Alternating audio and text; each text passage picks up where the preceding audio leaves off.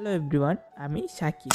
কিছুদিন আগে আমার পুচকে বোনের পাখিগুলো ডিম দিয়েছিল, তার থেকে বাচ্চাও তুলেছিল। তো পরে কোনো আর আপডেট দেওয়া হয়েছিল না বাচ্চাগুলো। তো মাশাল্লাহ আমাদের পাখির বাচ্চাগুলো একটু বড় হয়েছে আগের থেকে। আর আজকে তো আমি পুরাই অবাক, কারণ এর আগে আমি মাত্র 2টা বাচ্চা থুয়েছিলাম আর একটা ডিম থুয়েছিলাম। ওটা ভাবছিলাম যে হয়তোবা ডিমটা ফুটবে না, পরে দেখছি মাশাল্লাহ ফুটেছে। আপনারা এই ভিডিওটা দেখলে আরো ভালো করে বুঝতে পারবেন। পরে আমি আমার পাখিগুলোকে কিছু তুলসী পাতা দিয়ে দিই। আমাদের পাখিগুলো তুলসী পাতা মাশাল্লাহ অনেক মজা করে খায়। আপনাদের কারো বাজরিকা পাখি থাকলে অবশ্যই তুলসী পাতা খাওয়াবেন, তারা অনেক মজা করে খাবে। আর দেখতে দেখতে আপনাদের ভালোবাসায় আমাদের টিকটক অ্যাকাউন্টে 1000 ফলোয়ার্স পুজে গেছে, তার জন্য আপনাদেরকে অসংখ্য অসংখ্য ধন্যবাদ। আর আমাদের একটা ফেসবুক পেজও আছে, এটাতে লং ভিডিও আপলোড করা হয়। আপনারা যারা আমার ভালোবাসার মানুষ আছেন তারা আমার পেজটাকে ফলো করে দিয়েন,